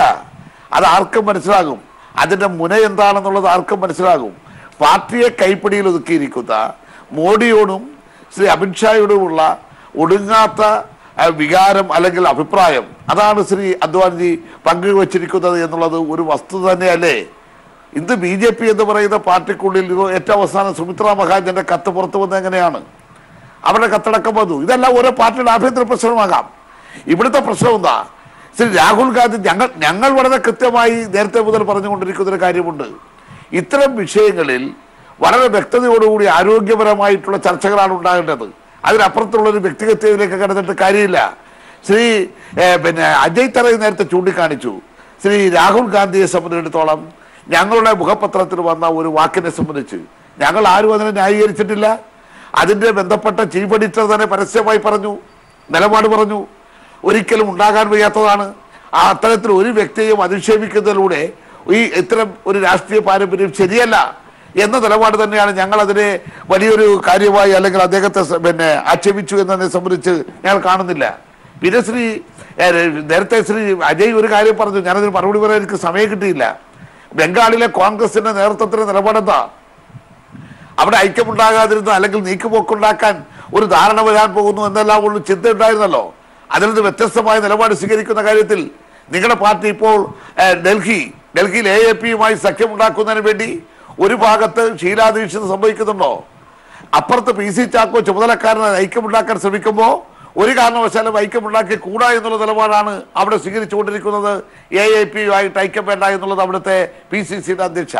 അങ്ങനെ ഓരോ സംസ്ഥാനത്തും ഓരോ പ്രശ്നമുണ്ട്. നിങ്ങൾ BJP-ക്കെതിരായിട്ടുള്ള വിരുദ്ധ ചേരിക്ക് നേതൃത്വം കൊടുക്കാൻ വലിയ പങ്ക് വഹിക്കുന്നവരാണെന്ന് പറയുന്നതെല്ലാം അടിസ്ഥാനരഹിതമായിട്ടുള്ള കാര്യമാണ്. ഇവിടെ ഒരു കാര്യം വളരെ വ്യക്തതയാണ്. അതെന്താണ്? BJP-ക്കെതിരായിട്ടുള്ള പോർമുഖം എന്ന് പറഞ്ഞു കഴിഞ്ഞാൽ അത് തുറന്നിരിക്കുന്നത് ഞങ്ങളാണെന്ന് നിങ്ങൾ അവകാശപ്പെടുമ്പോൾ പോലും നിങ്ങൾ ആ കാര്യത്തിൽ പലയിടത്തും എടുക്കുന്നത് അപക്വമായിട്ടുള്ള നിലപാടാണ് എന്നുള്ളതാണ് ഈ തെരഞ്ഞെടുപ്പുമായി ബന്ധപ്പെട്ട് തന്നെ തെളിഞ്ഞുകൊണ്ടിരിക്കുന്നത്. അതുകൊണ്ട് ശ്രീ രാഹുൽ ഗാന്ധി നരേന്ദ്രമോദിയുടെ അഭിപ്രായത്തെ സംബന്ധിച്ച് അദ്ദേഹത്തിന്റെ അഭിപ്രായ പഠനം ഒരു ശരിയായ ദിശയിലാണെന്നുള്ള ധാരണയൊന്നും ഞങ്ങൾക്കില്ല. പറയേണ്ട സൗകര്യം പറയാൻ തയ്യാറാകുന്നില്ല. ആ അഭിപ്രായമാണ് ഞങ്ങൾക്കുള്ളത്. ശരി, ഞാൻ തിരിച്ചു വരാം. ശ്രീ അജയ് തറയിൽ താങ്കളിലേക്ക് വരുന്നതിന് മുമ്പ് ശ്രീ സുരേഷ്, ഇന്ന് രാഹുൽ ഗാന്ധി പറഞ്ഞ കാര്യത്തെക്കുറിച്ച് പറയുമ്പോഴും രാഹുൽ ഗാന്ധി ആരാ പറയാൻ ഞങ്ങളുടെ പാർട്ടിയെക്കുറിച്ച് എന്നൊക്കെയുള്ള രീതിയിലുള്ള ഒരു കമന്റ് ഉത്തരവാദിത്തപ്പെട്ട ഒരു രാഷ്ട്രീയ പാർട്ടിയുടെ നേതാവിൽ നിന്ന് വരാൻ പാടില്ലാത്തതാണ്. നിങ്ങൾക്ക് മറ്റുത്തരങ്ങൾ ഇല്ലാത്തത് കൊണ്ടാണോ ഈ രീതിയിൽ പറയുന്നതെന്ന് എനിക്കറിയില്ല. ഇന്ന് രാഹുൽ ഗാന്ധി പറഞ്ഞത് എന്താണ്? നിങ്ങൾ ഹൈന്ദവതയെ വല്ലാതെ പൊക്കി പറയുന്ന പാർട്ടിയും നിങ്ങൾ അതിന്റെ സംസ്കാരത്തെ തുടരുന്ന ആളുകളെന്നും ഒക്കെ പറയുമ്പോൾ ഹൈന്ദവ സംസ്കാരത്തിൽ മുതിർന്ന ആളുകളെ ബഹുമാനിക്കുന്ന പാരമ്പര്യമാണുള്ളത്.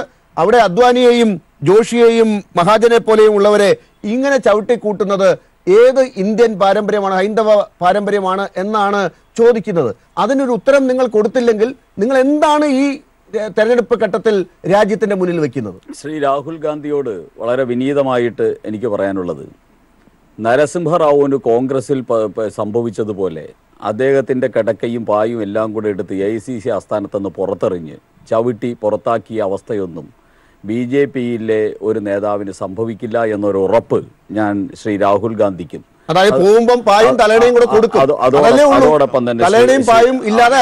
അതോടൊപ്പം തന്നെ കോൺഗ്രസുകാർക്കും കൊടുക്കാൻ ആഗ്രഹിക്കുന്നു. BJP-യുടെ നേതാക്കന്മാർ നിരവധി നേതാക്കന്മാരുണ്ട്, 80-85 വയസ്സ് കഴിഞ്ഞ നേതാക്കന്മാർ. ആ നേതാക്കന്മാരെ ആദരിക്കാനും ആ നേതാക്കന്മാർക്ക് അർഹമായിട്ടുള്ള സ്ഥാനം നൽകാനും ആ നേതാക്കന്മാരുടെ അവരുടെ നിർദ്ദേശങ്ങളും അവരുടെ അനുഗ്രഹവും സ്വീകരിക്കുന്ന ഒരു സംസ്കാരം തന്നെയാണ് BJP-ക്കുള്ളത്. ആ സംസ്കാരത്തെക്കുറിച്ച് നന്നായിട്ട് അറിയാവുന്ന ആളാണ് ശ്രീ LK അദ്വാനിജിയും മുരളി മനോഹർ ജോഷി ഉൾപ്പെടെയുള്ള നേതാക്കന്മാർ. ശരി, എന്താണ് നിങ്ങൾ ഈ തെരഞ്ഞെടുപ്പിൽ മുന്നോട്ട് വെക്കുന്നത്? ശരിക്കും ഓരോ ഘട്ടത്തിൽ ആദ്യം രാജ്യത്തിന്റെ അതിർത്തിയെ കുറിച്ച് പറയും, പാകിസ്ഥാനെ കുറിച്ച് പറയും, അതിനു മുമ്പ് പറയാൻ പലതും ഇല്ലാതിരുന്ന ഒരു ഘട്ടം ഉണ്ടായിരുന്നു. ഇപ്പോൾ ഇതെല്ലാം കഴിഞ്ഞ് ദേശദ്രോഹികളെ സംരക്ഷിക്കുന്നവരാണ് അപ്പുറത്ത് നിൽക്കുന്നവർ എന്നാണ് പറഞ്ഞു വെക്കുന്നത്. ഇതിലപ്പുറം ഒന്നും നിങ്ങൾക്ക് പറയാനില്ല. അല്ല, വേറൊരു അത് കഴിഞ്ഞ രണ്ടാമത്തെ കാര്യം, ഇന്ന് പഴയത് ശ്രീ ചിത്തരഞ്ജനും അതോടൊപ്പം തന്നെ ശ്രീ അജയ് തറയിലുമൊക്കെ BJP-യുടെ മതേതരത്വത്തെക്കുറിച്ച് പറയുന്നു. ഈ മതേതരത്വം എന്ന് പറഞ്ഞു കഴിഞ്ഞാൽ ശ്രീ അജയ് തറയിൽ താങ്കളുടെ പാർട്ടിയിലുള്ള ക്രിസ്ത്യൻ MLA-മാരെക്കാൾ MLA-മാർ താമര ചിഹ്നത്തിൽ ജയിച്ചവരാണ് ഇന്ത്യയിലുള്ളത്. താങ്കളുടെ പാർട്ടിയിലുള്ള ക്രിസ്ത്യൻ MP-മാരെക്കാൾ BJP-യിലാണ് ഏറ്റവും കൂടുതൽ ക്രിസ്ത്യൻ MP-മാരുള്ളത്. BJP ആദിവാസി സമൂഹം, ശ്രീ ചിത്തരഞ്ജൻ അറിയാലോ, അവിടെ ത്രിപുരയിൽ 62% വരുന്ന ആദിവാസി സമൂഹമാണ് 24 വർഷത്തെ മാർക്സിസ്റ്റ് പാർട്ടിയെ തൂത്തുവാരി ദൂരെ കളഞ്ഞിട്ട് BJP അധികാരത്തിലേറ്റിയത്. അത് താങ്കൾക്ക് വളരെ വ്യക്തമായിട്ട് അറിയാം. അതുകൊണ്ട് ആദിവാസി സമൂഹത്തിന്റെ പാർട്ടി ഇന്ന് BJP-യാണ്. ന്യൂനപക്ഷങ്ങൾ 14 MP-മാരുള്ള നോർത്ത് ഈസ്റ്റിൽ 14 MP-മാരുള്ള അവര് വേണ്ടെന്നേ, ആദിവാസികൾ ഞങ്ങളോടൊപ്പം ഉണ്ട്. പാർട്ടിയല്ലേ മുന്നണി വിട്ടത്, ആദിവാസികൾ ഞങ്ങളോടൊപ്പം ഉണ്ട് ശ്രീ ചിത്തരഞ്ജൻ. അത് താങ്കൾക്കറിയാത്തതുകൊണ്ട്. അത് മാത്രമല്ല, നോർത്ത് ഈസ്റ്റിൽ ആദിവാസികളെ കൊണ്ടുവന്ന പാർട്ടി അങ്ങ് പോയി. അതെ, അപ്പൊ അവരിപ്പോ കൊട്ടെന്നെ ആദിവാസികൾ മതിയല്ലോ ഞങ്ങൾക്ക്. പാർട്ടികൾ വരും പോകും. ഞങ്ങൾക്ക് ആദിവാസി സമൂഹത്തിലെ സഹോദരന്മാർ ഞങ്ങളോടൊപ്പം ആദിവാസികളില്ല, അവർ വിട്ടു, ആ പാർട്ടി വിട്ടു. നോർത്ത് ഈസ്റ്റിൽ 14 MP-മാരുള്ള നോർത്ത് ഈസ്റ്റിൽ സർവേ ഫലമൊക്കെ പുറത്തു വന്നില്ലേ? എല്ലാ MP-മാരും BJP-ക്കാരാവാൻ പോവുക. ഏതൊരു സംശയമില്ലല്ലോ.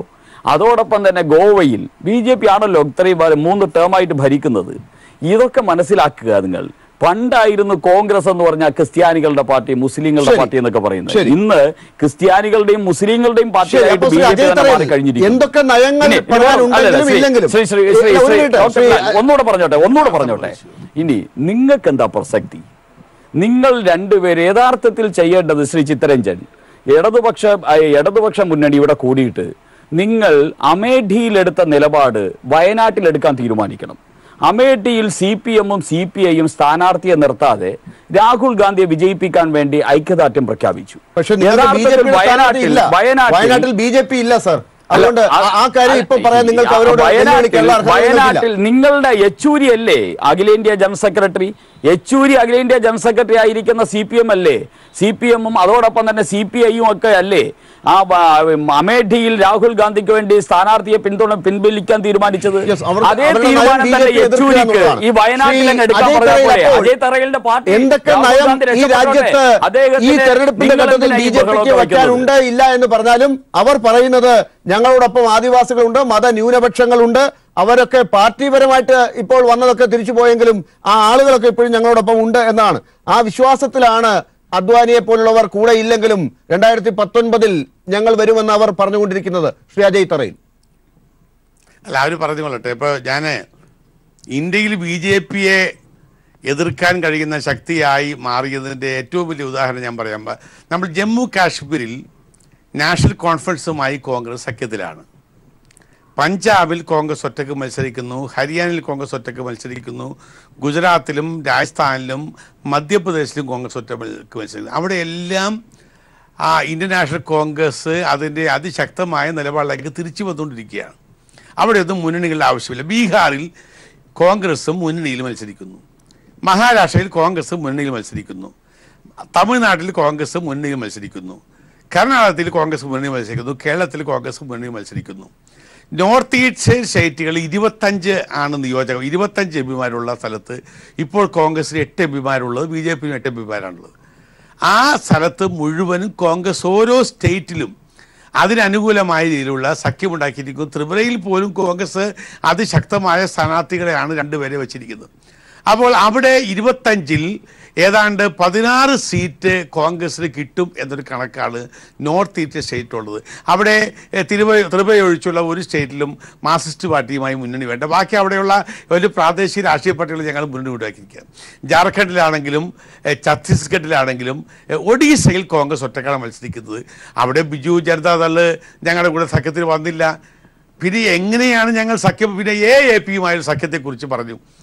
AAP-യുടെ സഖ്യത്തെക്കുറിച്ച് 3 സീറ്റ് AAP-ക്കും 3 സീറ്റ് കോൺഗ്രസും 1 സീറ്റ് യശ്വന്ത് കൊടുക്കുന്നതിനെക്കുറിച്ചുള്ള ഒരു രാഷ്ട്രീയമായ നിലപാട് കോൺഗ്രസ് ഹൈക്കമാൻഡ് എടുത്തിരിക്കുന്നു. ആ തീരുമാനം അവിടുത്തെ PCC-യെ കൊണ്ട് എടുപ്പിക്കാൻ വേണ്ടി ശ്രമങ്ങൾ നടക്കുന്നു. അതാണ് അവിടെ നടക്കുന്നത്. ഞങ്ങൾ ഇന്ത്യയിൽ BJP-ക്കെതിരെയുള്ളൊരു മുന്നണി രൂപീകരിക്കുന്ന കാര്യത്തിൽ എവിടെയാണ് പരാജയപ്പെട്ടത് എന്ന് സീതാറാം യെച്ചൂരിക്കറിയാം. പരാജയപ്പെട്ടിട്ടുള്ളത് കേരളത്തിലുള്ള ആളുകൾക്കൊന്നും അറിയാം. കാരണം അവർക്ക് ആ സാധ്യതയെക്കുറിച്ച് ചില കാര്യങ്ങൾ ചിത്രരഞ്ജൻ മറുപടി പറയട്ടെ. പക്ഷേ എന്നാലും എന്റെ സംശയം ഞാൻ ചോദിക്കുകയാണ് ശ്രീ അജയ് തറയിൽ, നിങ്ങളുടെ പല കാര്യങ്ങളും നിങ്ങൾക്കറിയാത്തത് പോലെ രാഹുൽ ഗാന്ധിക്ക് അറിയാം. അതുകൊണ്ട് അദ്ദേഹം പറയുന്നു മാർക്സിസ്റ്റ് പാർട്ടിയോട് പല കാര്യത്തിലും ഞാൻ മറുപടി പറയില്ല, അവരെ എതിർക്കാൻ പോകുന്നില്ല എന്ന്. പക്ഷെ നിങ്ങൾ പറയും, അതുപോലെ നിങ്ങൾ പറയുന്നു യെച്ചൂരിക്കറിയാം, ഇവർക്കൊന്നും അറിയില്ല എന്ന്. അത്രയല്ലേ കരുതേണ്ടതുള്ളൂ. ശ്രീ ചിത്രരഞ്ജൻ, അങ്ങനെ തന്നെ കരുതിയാൽ മതിയോ, അതോ നിങ്ങൾക്ക് വേറെ മറുപടി ഉണ്ട്? ഇടപെട്ടോട്ടെ. യെച്ചൂരിക്കും രാഹുൽ ഗാന്ധിക്കും അറിയാന്നുള്ള കാര്യങ്ങൾ അജയ് തറയിലിനും ചിത്തരഞ്ജനും അറിയില്ല, പിണറായി വിജയനും രമേശ് ചെന്നിത്തലയ്ക്കും അറിയില്ല എന്നുള്ളതാണ് കേരളത്തിലെ ജനങ്ങൾ കാണുന്ന ഒരു വിഷയം. ശരി, അതും കൂടി ചേർത്ത് മറുപടി ശ്രീ ചിത്തരഞ്ജൻ. അല്ല, ഇവിടെ ഞങ്ങൾക്ക് ഈ തെരഞ്ഞെടുപ്പിൽ ഒരു രാഷ്ട്രീയ നയമുണ്ട്. ഞങ്ങളുടെ രാഷ്ട്രീയ നയം, ഞങ്ങൾക്ക് സ്വാധീനമില്ലാത്ത മണ്ഡലങ്ങളിൽ BJP-യെ തോൽപ്പിക്കുന്നതിന് വേണ്ടിയുള്ള നിലപാട് ഞങ്ങൾ സ്വീകരിക്കും. അതാണ് ഞങ്ങളുടെ നിലപാട്. ആ നിലപാട് ശ്രീ അജയ് തറയിൽ എത്ര ചെറുതായിട്ട് ഞങ്ങളെ കണ്ടെന്ന് പറഞ്ഞാലും ശ്രീ സുരേഷ് മനസ്സിലാക്കിയിരിക്കേണ്ടത്, ഞങ്ങൾ BJP ആണ് ഞങ്ങളുടെ മുഖ്യ ശത്രുവായി. ഞങ്ങൾ BJP അധികാരത്തിൽ നിന്ന് ഒഴിവാക്കുന്നതിന് വേണ്ടി ഞങ്ങൾക്ക് സ്വാധീനം കുറവുള്ള സ്ഥലങ്ങളിൽ, ഞങ്ങൾ മത്സരിക്കാത്ത മണ്ഡലങ്ങളിൽ ഞങ്ങൾക്കുള്ള വോട്ട് അവിടെ BJP വിരുദ്ധ ചേരിക്ക് കൊടുക്കും. അതാണ് ഞങ്ങളുടെ നിലപാട്. അതിൻ്റെ അടിസ്ഥാനത്തിലുണ്ടാകും. ഇവിടുത്തെ പ്രശ്നം എന്താ? ഇവിടെ BJP മത്സരിക്കുന്നില്ലല്ലോ രാഹുൽ ഗാന്ധിയുമായിട്ട് വയനാട്ടിൽ. രാഹുൽ ഗാന്ധി BJPയോട് മത്സരിക്കുന്നില്ല, BJP രാഹുൽ ഗാന്ധിയോട് ഇവിടെ മത്സരിക്കുന്നില്ല. അതാണല്ലോ കേരളത്തിലെ പ്രത്യേകത. പിന്നെ ശ്രീ അജയ് തരൂർ കാര്യം മനസ്സിലാക്കണം. നിങ്ങളിപ്പോ പല സംസ്ഥാനങ്ങളും പറഞ്ഞല്ലോ, നിങ്ങൾ ഒറ്റക്ക് മത്സരിക്കുന്ന സ്റ്റേറ്റുകളിൽ നിന്നെല്ലാം കൂടെ എത്ര സീറ്റ് കിട്ടും എന്റെ അജയ്? സുരേഷിന് സന്തോഷിക്കാൻ വേണ്ടി ഞാൻ പറയുന്നതല്ല. ശ്രീ ചിത്രരഞ്ജൻ സീറ്റുകളുടെ എണ്ണമല്ല പറയുന്നത്, മത്സരിക്കുന്ന സീറ്റുകളുടെ എണ്ണമാണ് അദ്ദേഹം പറയുന്നത്. കിട്ടുന്ന സീറ്റുകളുടെ എണ്ണത്തെ കുറിച്ച് അദ്ദേഹം ഒന്നും പറയുന്നില്ല. ശ്രീ ചിത്രരഞ്ജൻ, അതിൽ CPM ആയിട്ടുള്ള ധാരണ പറഞ്ഞിട്ടില്ല. മധ്യപ്രദേശിലെ അല്ല, രാജസ്ഥാൻ, ഛത്തീസ്ഗഡ്, പഞ്ചാബ്, ഇവിടെയൊക്കെ ഞങ്ങൾ ഭരിക്കുകയാണ് ചിത്രരഞ്ജൻ. ഈ സ്റ്റേറ്റിൽ ഞങ്ങൾ അവിടെയൊക്കെ മുക്കിയും മൂളിയുമാണ് കേരള ഭൂരിപക്ഷത്തിലേക്ക് എത്തിയത്. അത് വലിയ കഷ്ടമാണ്. ഇടതുപക്ഷവും ഒക്കെ നടത്തിയ സമയത്തിന്റെ കൂടി ഇരയാണെന്നുള്ളത് അജയ് തരൂർ മറന്നു പോകരുത്. രാഹുൽ ഗാന്ധിക്ക് അതറിയാം. അതാണ് അദ്ദേഹം നടത്തുന്ന പ്രതികരണത്തിന്റെ അർത്ഥം. അജയ് തരൂർ അല്ലല്ല, നിങ്ങൾ പറയൂ, ഈ 3 സ്റ്റേറ്റ് കൂടെ ചേർന്നത്രയുള്ളതാണ് 80 യുപിയിൽ. യുപിയിൽ നിങ്ങൾക്ക് എത്ര സീറ്റ്? ഭൂമിയിൽ നിന്ന് നിങ്ങൾക്ക് 2 സീറ്റല്ലേ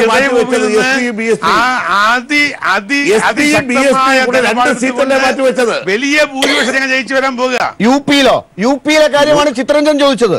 യുപിയിൽ എത്ര സീറ്റിൽ അമേഠിയെ വിറപ്പിക്കാൻ പോകുന്ന രാഹുൽ ഗാന്ധിയുടെ പ്രഭാവം കൊണ്ട് സീറ്റ്? ആ 80 സീറ്റ്, 80 സീറ്റിൽ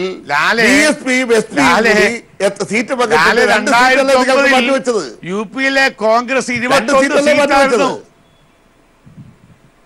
2001 കഥയാണോ ശ്രീ അജയ് തറയിൽ ഇപ്പൊ പറയുന്നത്? 2014 യുപിയിൽ. അപ്പൊ ഞങ്ങൾ അവിടെ ഞങ്ങൾ സാന്നിധ്യം ഞങ്ങൾക്കറിയാം.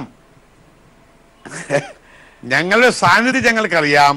2009 ഏറ്റവും കൂടുതൽ സീറ്റുള്ള കോൺഗ്രസ് ആയിരുന്നു അവിടെ യുപിയിൽ. അതുകൊണ്ട് യുപിയിലും ഉത്തരാഖണ്ഡിലും കോൺഗ്രസ് തിരിച്ചു വരാൻ പോകുന്നു. സ്റ്റേറ്റിൽ നിങ്ങൾക്ക് എത്ര കിട്ടുമെന്ന് നോക്കൂ. ശരി, അപ്പൊ എത്ര സീറ്റിൽ മത്സരിക്കുന്നു എന്നതിന്റെ കഥയും പറഞ്ഞ് കോൺഗ്രസ് പഴയ കാലത്ത് എത്ര സീറ്റ് കിട്ടി എന്നും പറഞ്ഞ് കോൺഗ്രസ് നരേന്ദ്രമോദിയെ ഒറ്റയ്ക്ക് മലർത്തിയടിക്കാമെന്ന് പറയുമ്പോ ഉത്തരേന്ത്യയുടെ ഹൃദയഭൂമിയിൽ ഇപ്പോഴെന്തുണ്ട് എന്ന് തിരിഞ്ഞു നോക്കാൻ ഇടതുപക്ഷം പറയുന്നത് കേൾക്കേണ്ടതെങ്കിലും ഉണ്ടല്ലോ. അതിന് മറുപടി പറയില്ല ഞങ്ങൾ എന്ന് പറയുമ്പോ, മറ്റ് ചില ചോദ്യങ്ങൾക്ക് രാഹുൽ ഗാന്ധിയും മറുപടി പറയില്ല എന്ന് പറയുമ്പോ ആരാണപ്പോൾ യഥാർത്ഥ രാഷ്ട്രീയ മറുപടി ജനങ്ങൾക്ക് മുമ്പാകെ വെക്കുന്നത്? ഇന്നിപ്പോൾ മാർഗനിർദ്ദേശക മണ്ഡലിൽ പോലും പൊട്ടിത്തെറിയുണ്ടായി. BJP പോലും പകച്ചു നിൽക്കുന്ന ഘട്ടത്തിൽ പുതിയ രാഷ്ട്രീയ കഥകളാണോ വരും ദിവസങ്ങളിൽ രാജ്യം കാണാൻ പോകുന്നത്?